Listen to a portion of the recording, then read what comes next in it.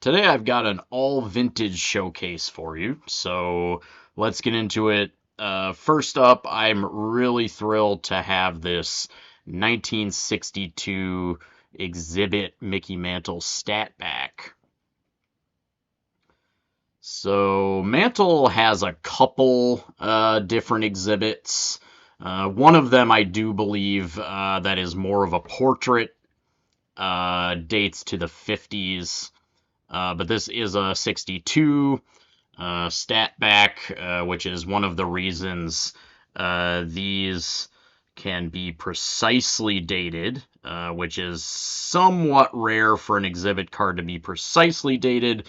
Although exhibit cards can be dated generally more precisely than the grading companies date them on the slabs.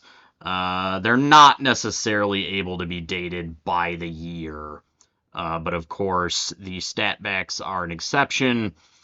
So this one's super happy to have it. The stats on the stat backs do come in black and red. I prefer the red a little bit more.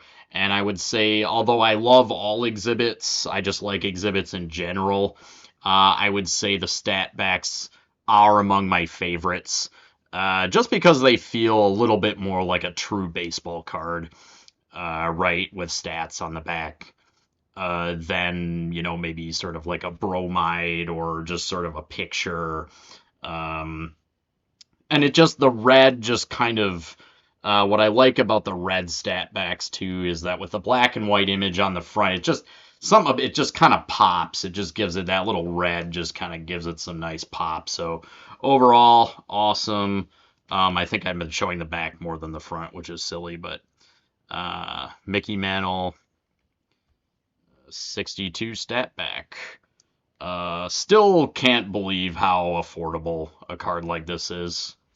No love for the exhibits, really, but, or I should say, not no love, but I've said it before and I'll say it again. I think the grading companies' lazy grading of exhibits, because, like I said, they can be graded more precisely than they are on most slabs. That definitely contributes to a lack of interest in them, which I think is unfortunate. Because, like I said, it's like there is a Mantle exhibit that predates this one. It's from the 50s, and it's more of a portrait of him.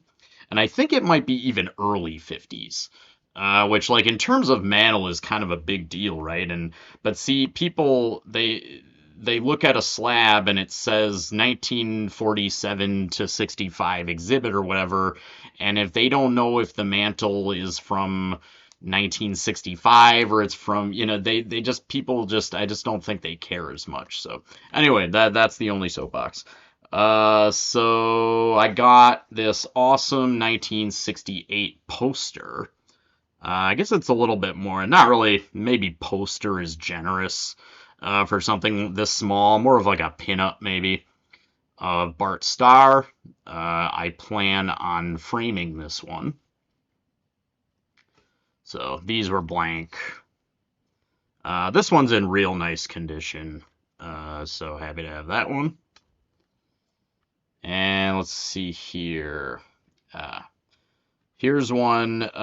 This one's, I guess, is for Mangini because not only is it a beautifully centered card with his man Willie Stargell on it. Look at this centered beauty. This thing is awesome. Not only that, I paid literally $3 for it. Not even a joke. $3.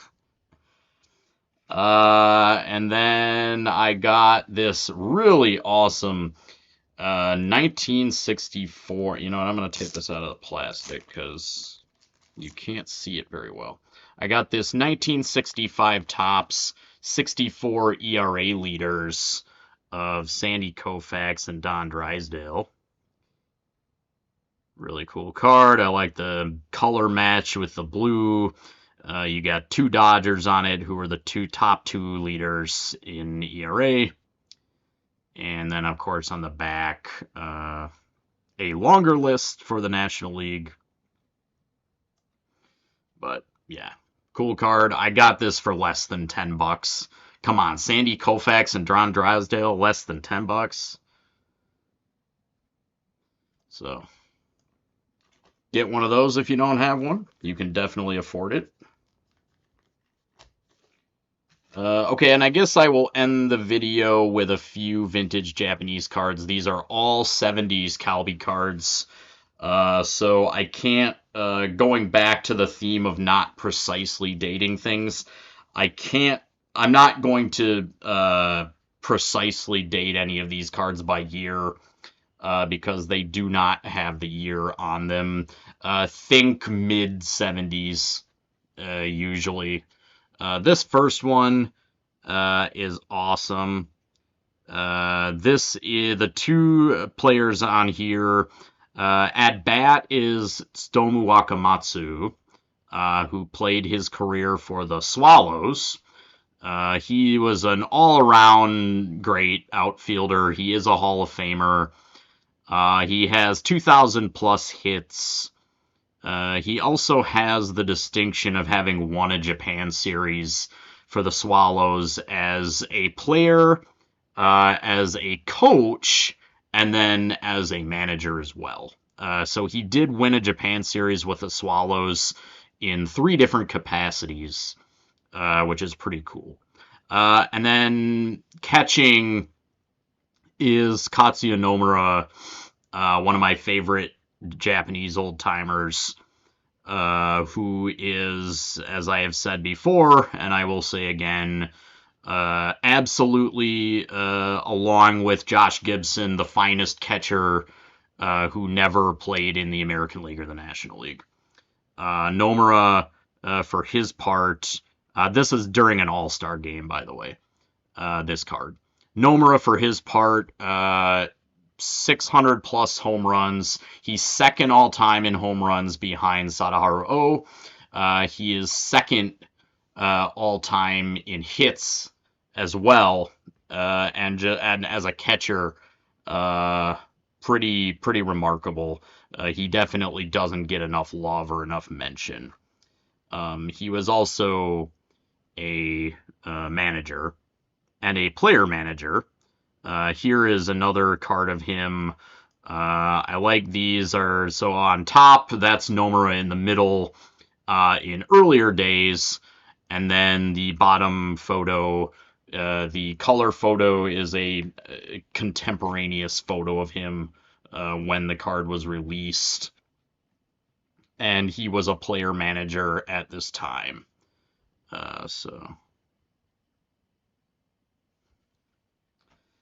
And then I just really liked the image on this one and all kind of the blue tint of it. Here is a nice Sadaharu Oh, just sort of a nice portrait of him.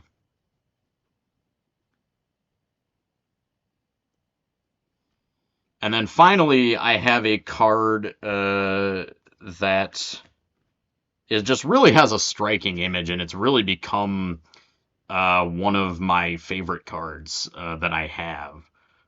So actually, I'm going to take this out of the plastic because these semi-rigids and all the stuff we keep them in, at least on my Krabby camera, they don't really show up very well. So check this out. This is during the opening series of that year in the 1970s, think mid-70s or maybe late 70s.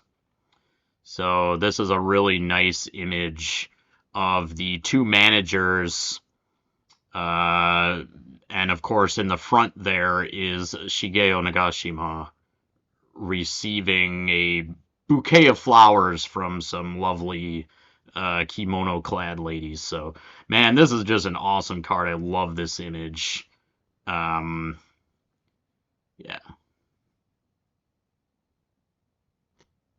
So, as always, guys, that's all I got. Thanks for watching. Peace.